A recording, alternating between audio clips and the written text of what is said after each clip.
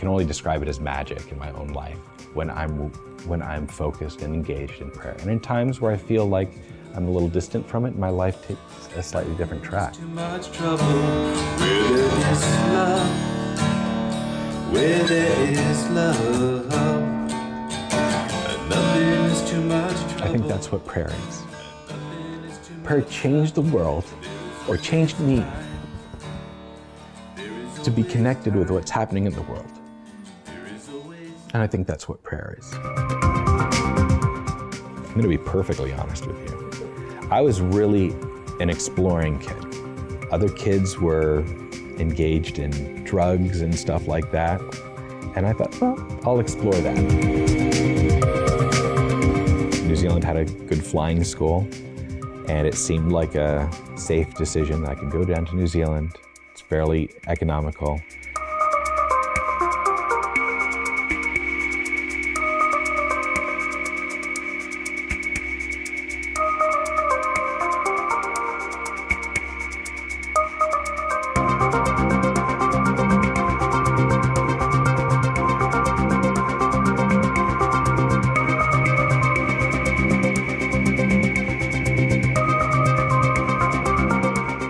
My name is Brayan.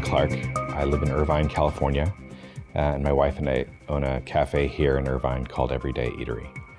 We've run that for about 2 years together now, and we're lucky that it's going so well.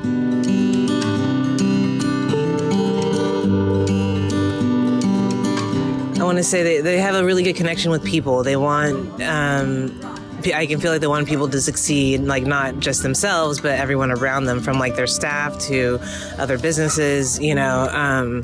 Yeah, they're really good people.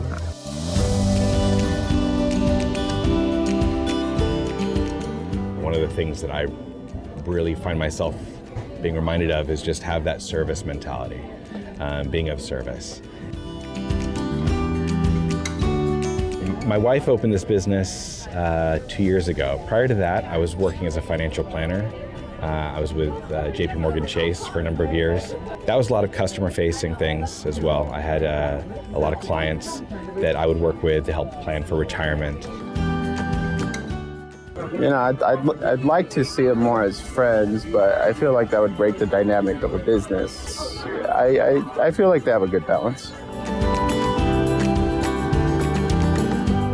I feel like I've gotten some tools through the Baha'i faith that help me detach a little bit personally, and so it gives me patience when dealing with others in the best of circumstances. So if I see someone having a tough time, or someone's having challenges maybe with other customers or whatever it is in store, because I've had some experience learning through these Baha'i principles, it's like, okay, detach myself from the situation, express patience, strive to be of service.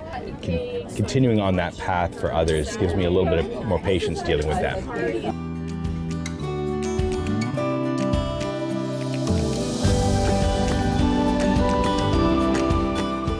So I was born in Santa Cruz, California, up the coast here. So my mother's from New Zealand, and when my parents split up at my age of 10, she took the two kids, my sister and I, down to New Zealand where her family was from.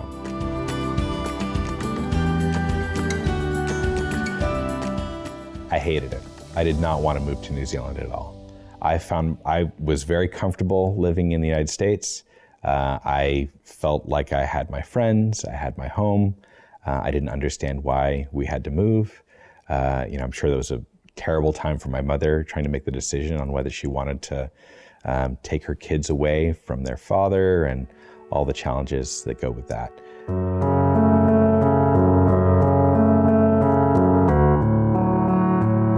The culture between New Zealand and the US is very different. New Zealand's a very small country. The population of Orange County, where we live now, spread out throughout the size of California. So very rural, and their values are very egalitarian. So we're all in this together, small island personality, and this feeling of...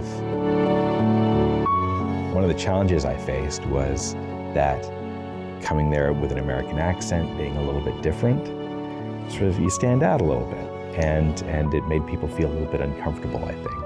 And of course, I'm a 10-year-old kid, so it's easy to tease the guy that's a little bit different.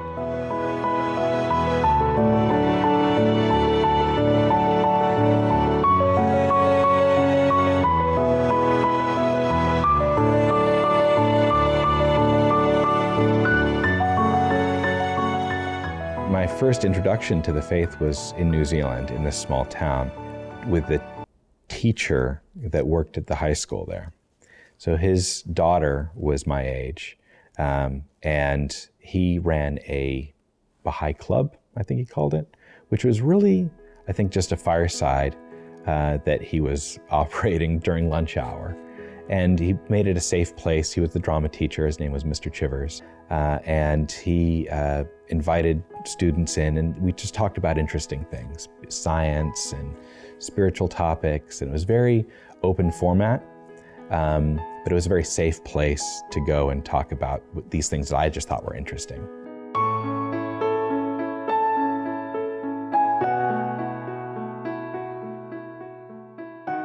It's a formative time, right? You're 13, 14 years old. You're working out what it means to be an adult, what it means to be a person. My dad wasn't in my life at that time.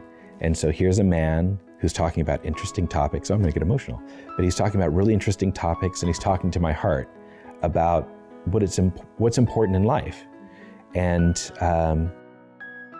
it's wonderful, it's wonderful. By offering that format of being able to come and talk about challenges or things that are of interest or just whatever is in a 14-year-old's mind in an open, safe place, then, in hindsight, I can say, oh, my cup was empty, right? And he's able to come and offer a little bit of wisdom or guidance that he was able to get from some writings or from the Baha'i faith. It meant a lot to me, and I didn't even realize how much at the time. I'm seeing it in different eyes. Just talking to you is bringing back how important it was. And so I'm very grateful to him and his family.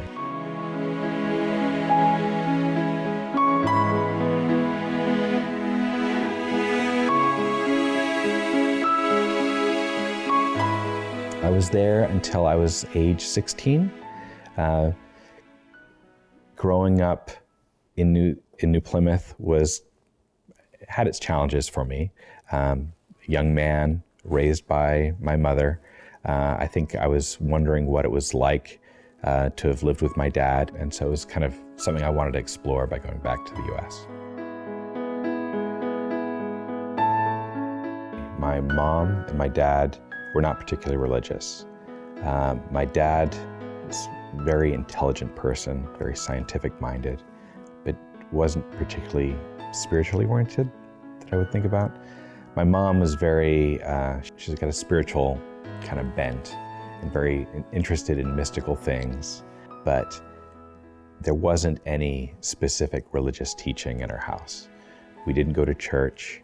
There wasn't much talk about God or heaven or hell or those sorts of things. There was definitely a Christian tradition. We would celebrate Christmas, which was very common, of course, in the United States. But I didn't really have a religious upbringing. My dad is very open-minded and didn't have any animosity towards religions. My mom obviously was open-minded as well, being sort of a spiritual bent, but that's not something I grew up with at all. A lullaby, the greatest name. A devotional gathering is just a fancy word for, to me, getting together and saying prayers together. It's getting connected to a little bit of a spiritual moment, right? So I've had devotional gatherings in my home that were, the first 10 minutes is we're just gonna be in silence. And that can be thoughtful meditation, it can be individual prayer. But in any case, there's no prescription, right? It can be whatever you want it to be. And so that open-ended format is really appealing to me. I really like that. I really like going to devotionals. God, you're reminding me now. Like I love playing guitar, and I like sharing prayers musically. I do have a guitar. I've not played it in years. I'm just warning you. The greatest name, the greatest name, the greatest name.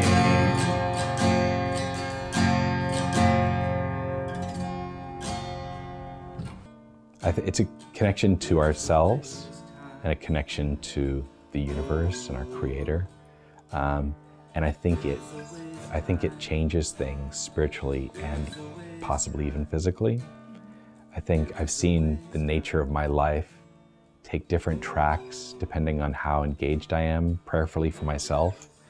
I can only describe it as magic in my own life when I'm focused and engaged in prayer. And in times where I feel like I'm a little distant from it, my life takes a slightly different track. Too much trouble where there is love, where there is love. And nothing is too much trouble, and nothing is too much trouble. There is always time, there is always time, there is always time.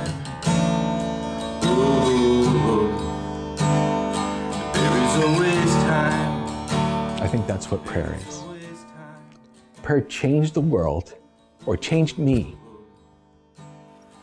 to be connected with what's happening in the world. And I think that's what prayer is. There is always time.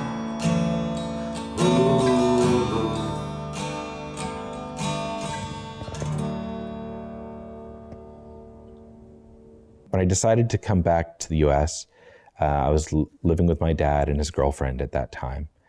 I did okay in my first year back at this US high school.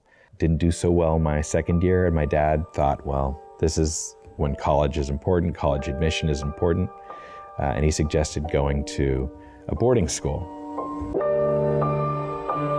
So we picked out a boarding school on the East Coast. It was in Rhode Island.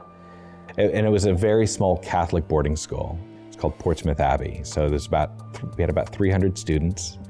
Benedictine monks taught the classes, so dressed in the robes. They did the chanting.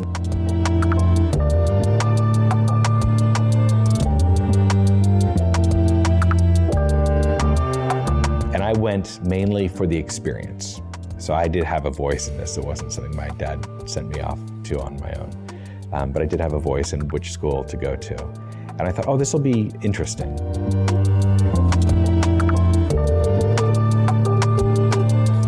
I'm going to be perfectly honest with you. I was really an exploring kid.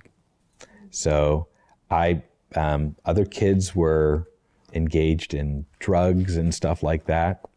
And I thought, well, I'll explore that. And I'm very analytically minded. I'm kind of a scientist in that way. I like science, I like biology, but okay, well, I'm not gonna do anything addictive, but I'm investigating the truth for myself. And I experimented with pot, and it was around in the school. And I thought, well, what is this doing for me? And I realized, oh, this isn't taking me anywhere.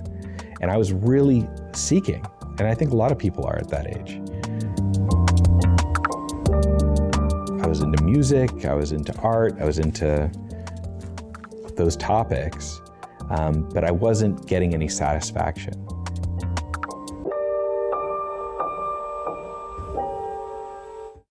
I remember there was one teacher that I particularly liked, one of the monks, and I was talking to him over a lunch table, actually. And we were talking about God and religion and so on. And I remembered my experience in New Zealand. And I said, oh, I've had this connection with the Baha'i faith. And he says, oh yeah, my brother's a Baha'i. I thought, oh, that's interesting. And it was sort of a reconnection. That was a reminder of everything that had happened in New Zealand for me. But after that experience with the monk, I thought, oh, well, I'm going to start just thinking about what I'm listening to when we're praying, or what I'm hearing when we're in a church service. I was interested in flying. Wanted to be a pilot, maybe, wasn't too sure.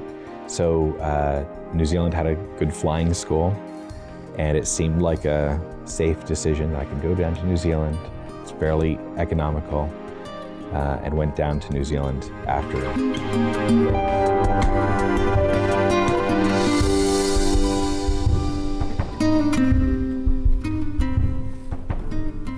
Yeah, so I decided to move to New Zealand to continue my education after high school.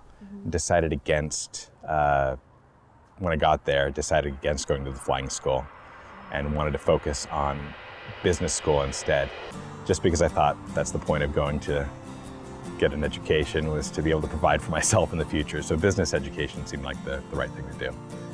And I was there for 3 years, and that's where I met my friends again and reconnected with them. Having arrived back in New Zealand, I thought, I'm going to look up some of my old friends from New Zealand. And Auckland's the big city in New Zealand. So a number of people had moved up to Auckland. And then one of my close friends, Jamie Banks, that I'd gone to school with and shared a lot of classes with, he was also in Auckland. He was very book smart. He very learned, very deepened. And he was very interested in the connections between Christianity and the Baha'i faith.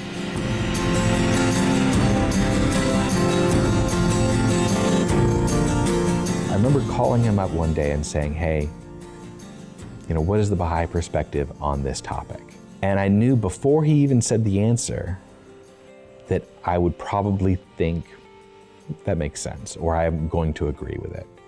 I thought, well, why am I, at this point, if I'm going to agree with whatever the Baha'i principle is, then I must have some faith. And so I must be a Baha'i. Like, that was the realization for me.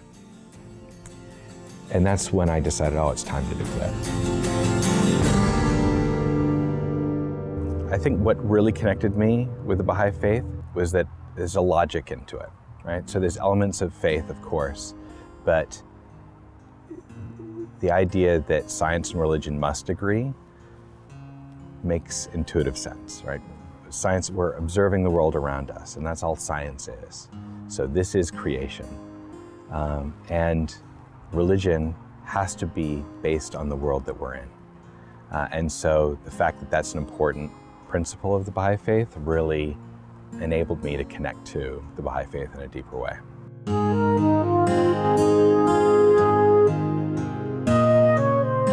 I think a big deal is made of these rules in the Baha'i faith. And it didn't feel that way for me, because I arrived at that myself. I smoked a lot of pot in school, and I was independently investigating the truth. And I realized that, this isn't going to take me to where I want to go. That I was spiritually seeking, and there was no real answer there. And the rule validated what I had arrived at myself anyway. So I don't see the rule as a restriction or on anything that I want for myself. I see it as a validation of the way that I would choose to live my life anyway. I met Nassim at a fireside, and I was studying in the university in Auckland, and that was where she had lived, but she had gone to study in another city.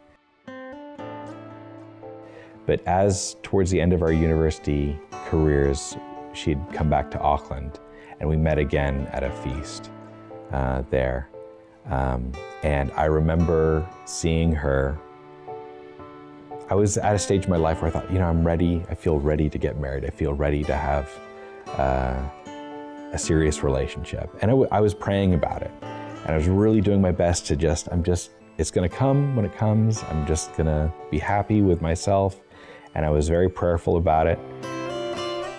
I remember seeing her back in this feast and thought, that's her. That's the one.